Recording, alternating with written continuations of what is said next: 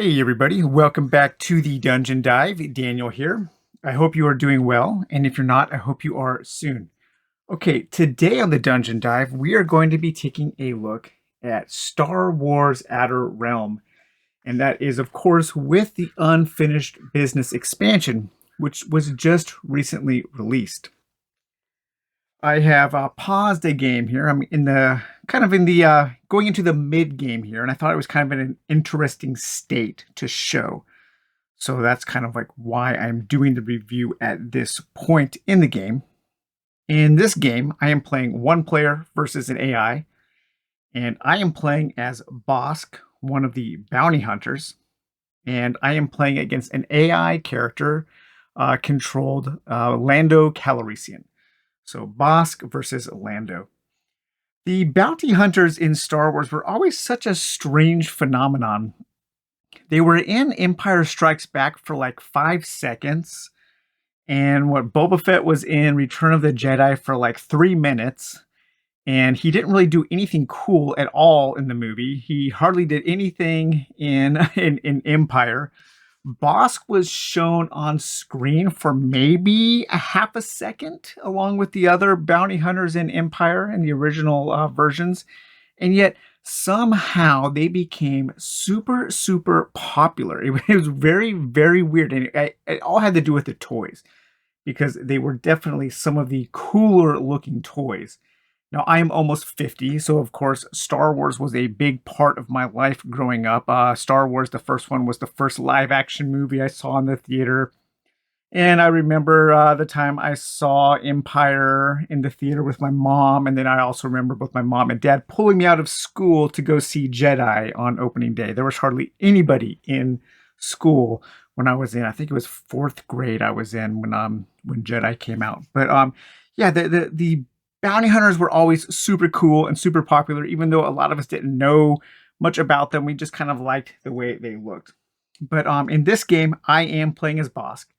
He is a bounty hunter. Right now, I have a bounty on Jyn Erso, and Jyn Erso is over here on Cantonica. So I need to find her so I can go ahead and kill her, or maybe take her hostage and bring her somewhere else. I am armed right now with a wrist rocket and a bounty hunter helmet, so a couple pieces of gear that are making me more powerful to fight. I'm still in my starting ship here, the G-1A Starfighter, and I do have a little piece of cargo, a passenger to take to a location, and I do have some concussion missiles, which will help me with space fighting. Right now, I have 2 points of fame, and I am playing up to, I think, up to 8 points of fame. I'm going to play in this game, and I have 10,000 credits. So I'm not doing very well.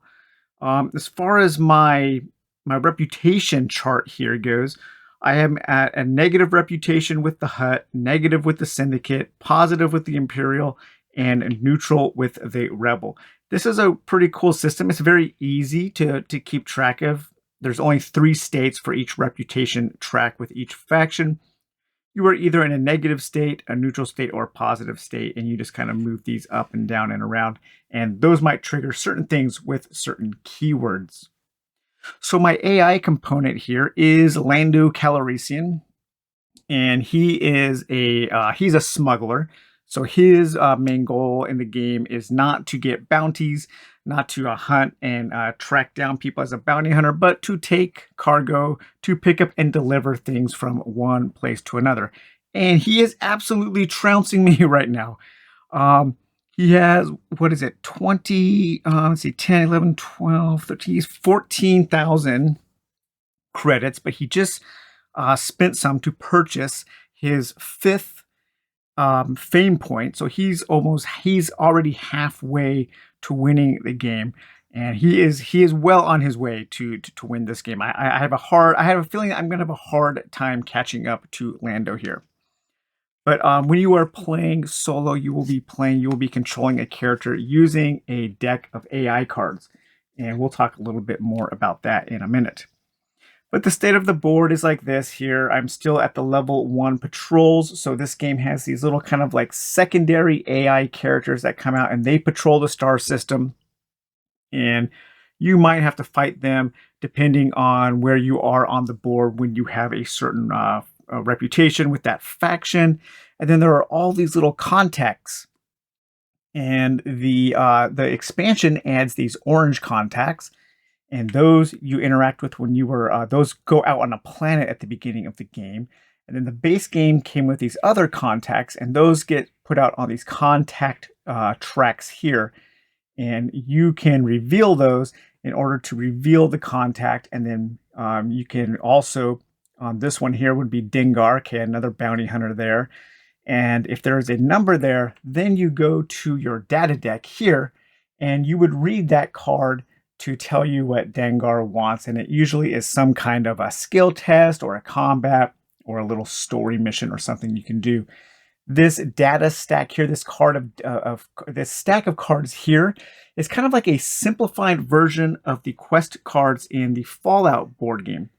And that little deck there, or that large deck now, is something that I was always interested in this game for. But I didn't pull the trigger on this game until the expansion came out. And we'll talk a little bit about why as well. But you can kind of see I have gone around revealing some of these contacts because I am looking for certain bounties to take care of. And there are the other cards there. So that is the state of the game. That's the state of the board where I am now. And let's talk a little bit about the game. So I do think that the expansion, the Unfinished Business expansion, does make this game feel complete. I was always interested in the game because I thought it looked pretty cool, and I liked the idea of this kind of open world, sandboxy, science fiction, space game. And I like the idea of the data deck there to control some of the little story mechanisms. And I just like the idea of all the cards and all the planets having their own deck of cards for their encounters, and also the different cards you could buy, the different gear you could buy. So there are a ton of different little decks of cards. So you can buy the different pieces of gear that have different mods for your ship, or different pieces of equipment your character can buy. You have a whole bunch of different ships you can get, and these ships all come with these large ship sheets that can be double-sided as well. But all kinds of cool different ships to buy. Then you have a whole stack of different jobs that you can take. You can hire crew. Some of these jobs will have you working for the different factions in the game. Then you also have all these bounties and these bounty cards you can pick up, and they will have you hunting different characters or taking different kinds of bounty jobs throughout the game. And then you also have a whole bunch of cargo cards, and the cargo, you can pick up cargo, and it's going to tell you to take those cargoes, you drop them off, pick up and deliver, and drop them off in different places. And then you have these super rare items, and these rare items are very expensive, but you can buy them, and that's a really good way to just kind of like buy your way into fame, buy your way to victory, pay to win, the pay to win deck here, but they're very expensive. And then, yeah, each of the planets, each of the major planets in the game has its own deck of cards with all kinds of different types of encounters and stat checks and all that kind of stuff that we at the Dungeon Dive really enjoy.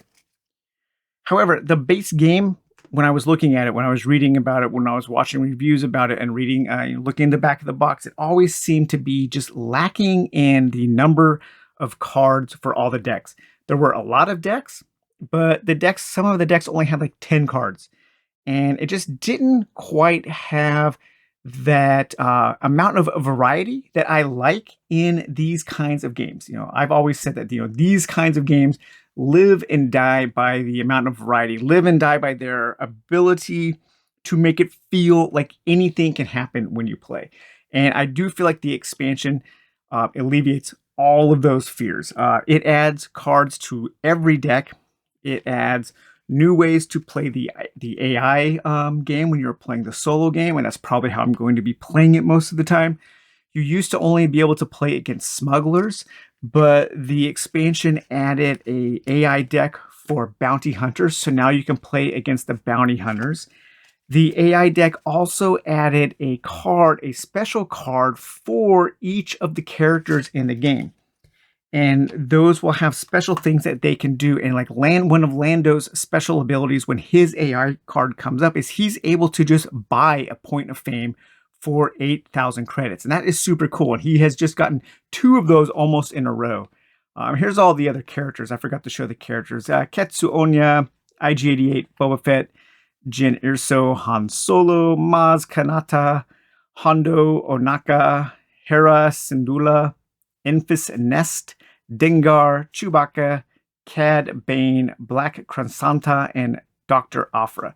I wish this had some of the other cooler bounty hunters that like Lom, what was that guy's name? Lom something. I thought he was out here on the board somewhere, but there were some other cool bounty hunters that were shown in Empire and they had toys for, and I never really knew about them. I never really ran into them in any of the extended fiction. I never really got super into the extended fiction of Star Wars, and maybe we'll talk a little bit about that as a topic that comes up later. But adding all of these different AI cards just makes the AI part of the game when you're playing solo feel more robust, and just adding cards to every single deck is a really cool thing, and it just makes everything about the game feel better.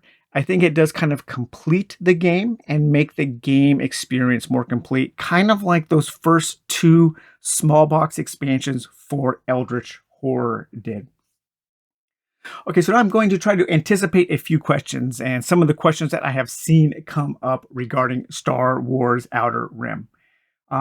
Is the game fun if you don't like Star Wars?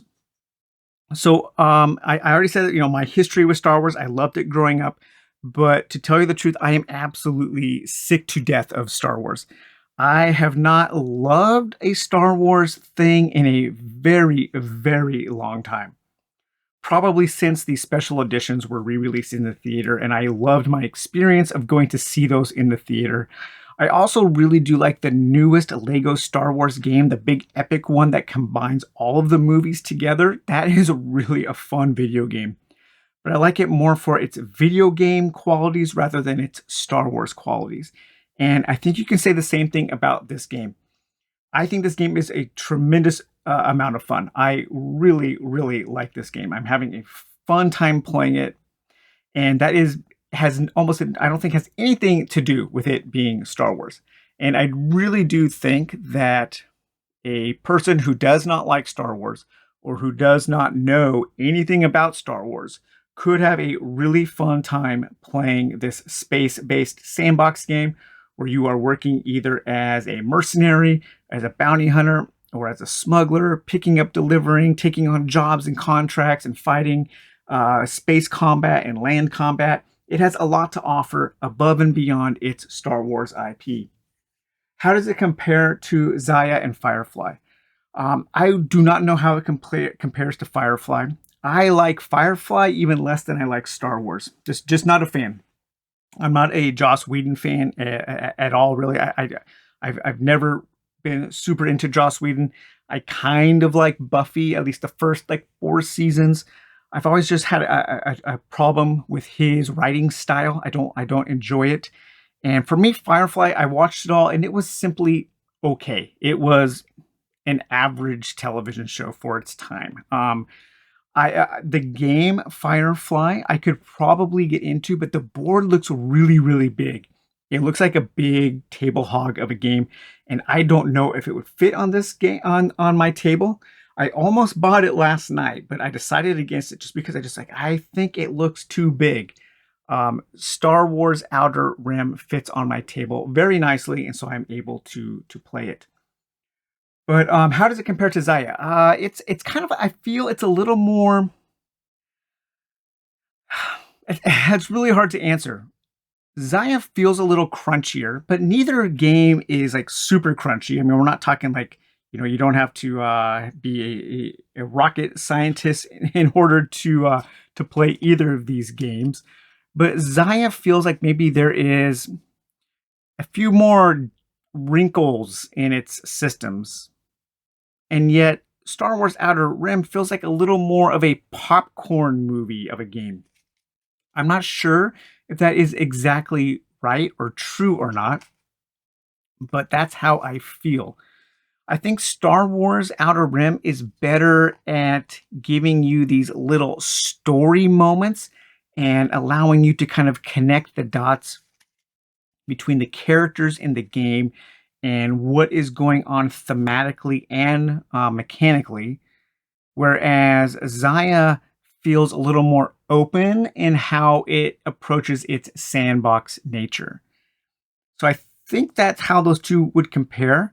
The turns in this game are much quicker than Zaya, so that's one way I really like Star Wars a lot more. And I think Star Wars is probably a better solo game because of the way the solo player works. But I do like both, and I'm happy to have both in my collection.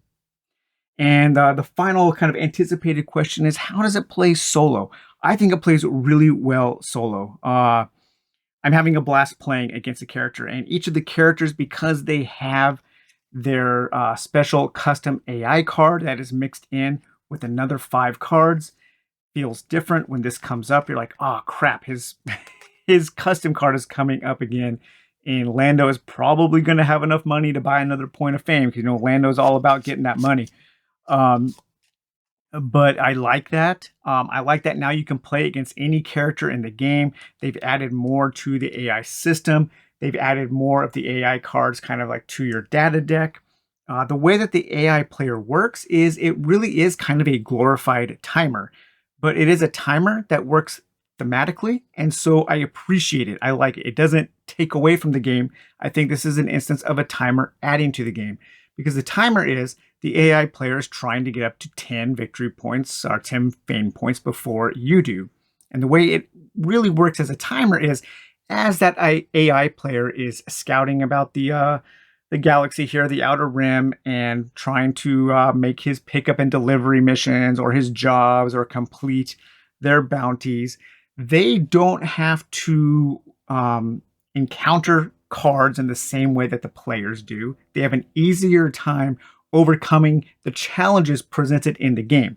So when they get an opportunity to make an advancement, they automatically do.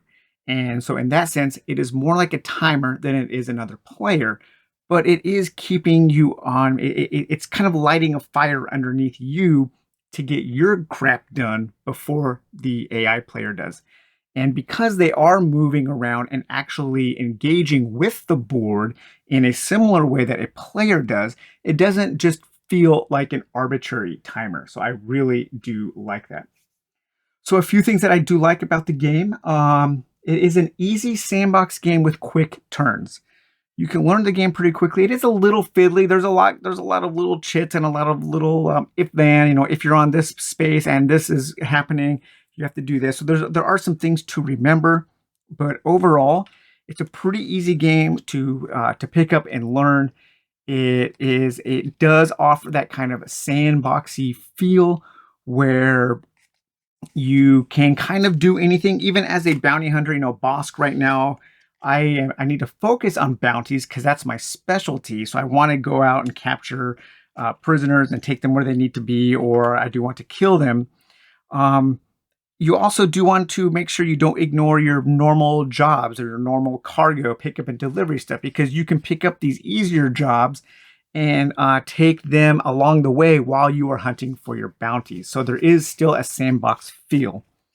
One thing the expansion did add is it did make it easier. It did make the bounty hunter players, characters, more competitive, because the bounty hunters are really trying to find these contacts here, because when they get a bounty, one of these face down contacts is going to be the character they're looking for. In the base game, you had to basically kind of burn through more actions to reveal these contacts. So it took you longer to find the guy you were looking for, the gal you were looking for, the thing you were looking for. And so it was pretty hard to win as a bounty hunter. However, the expansion added this element to where when new cards come out in the various market decks, there's this icon here where, depending on the number of players, the player who revealed this card will be forced to reveal one of the contacts in that area. And so it made it so that some of that hidden information is kind of slowly revealed while you are playing. And it just makes the game, I think, more fun for the bounty hunters. I can't imagine playing as a bounty hunter without that rule. A lot of the different encounters have little stat checks or little story moments, just little pieces of flavored text that really do add to the theme and add to the feeling that you are working within this established world. And that is something I do like. This game does a pretty good job of establishing a time and place and a setting. And I like how the different stats work. The tests and the combat is all very simple. You're basically almost always going to roll 2 dice. And if you are, depending on how skilled you are in the combat or how skilled you are in the stat check, each of the characters will have different skills. They will be listed down here on the bottom. You can pick up crew members that will add to your skills. So depending on the pips shown on the dice, you are looking for a number of successes, and your various skills will make different pips more valuable, and you're trying to pass the skill checks like that. It's very simple, but I do like that system. The expansion also adds these new ambition cards, and I have not played with these yet, but this is something that I am looking forward to playing with. This just adds kind of another layer, another wrinkle into the kind of narrative system, where each one of these ambition cards will give the player a new thing that they need to do while they are playing. And it kind of adds this cool little story element. One of the ones I want to play as is the Galactic Explorer, where if you are playing with this ambition, your goal is to gather an encounter card from every major planet in the game. That is totally something that I would like to do. It's like this little achievement system, and you will get points that you can add to it, and that will help you win the game. I think this is a really cool system. If you are playing with these at the solo mode, then it does extend the length of the game a little bit, because you have to do this as well as get your fame. And so you want to extend the number of fame points that the AI needs in order to win. But this is this is a neat little layer to add on top of the game. Then there are, of course, a few things that I don't like. And one of the main things is there's no way around it, but I'm just kind of sick to death of Star Wars. And that's kind of the main thing that I'm not super into with this game. I would much rather this game be set in a new, original, kind of created universe with new characters. I know that is a lot more work than just kind of relying on this IP. And I know Star Wars is still insanely popular. I understand that, but for me, I've had Star Wars fatigue for like 20 plus years. I'm done with Star Wars. This game won me over with its gameplay and its mechanisms and its the little stories it tells, and just the way that things work. So the game won me over, but the fact that it is Star Wars is, for me, a negative. Another thing I'm not super into is the shape of the board. This kind of like half circle board. It's okay, but I would have much rather seen it just kind of be a long, like, rectangle board. It's just oddly shaped. It does leave this nice kind of hole in the center of your table for when you are playing solo that you can set up your characters. One thing that the expansion did add is these new end caps to the board, which connect the extreme edges of the board, so you can travel from here to there, making it more like a circle. So that is one thing. But yeah, I'm not super thrilled by the shape of the board, and that is more of a minor complaint. And I guess the major complaint, besides it just being Star Wars for me, is the game absolutely does need the expansion. I would not recommend this game without the expansion. As a matter of fact, I think Fantasy Flight should just bundle the expansion into the base game and sell it as a deluxe version. The base game kept me away for a long time. One, because it was Star Wars, and two, because it didn't feel like it had enough variety to give me that feeling of anything can happen while I am exploring the world of the game. But the expansion alleviates all of that. and it really should just be bundled in. It brings the game up to a full, complete feeling game for me, just like those first two little small box expansions for Eldritch Horror did. Sorry, guys. Well, I hope you enjoyed taking a look with me at Star Wars Outer Rims with the Unfinished Business expansion. Again, this is a game that I can highly recommend, but only with the expansion. It's super fun for a solo player. It is fun even if you don't like Star Wars. I'm evidence of that.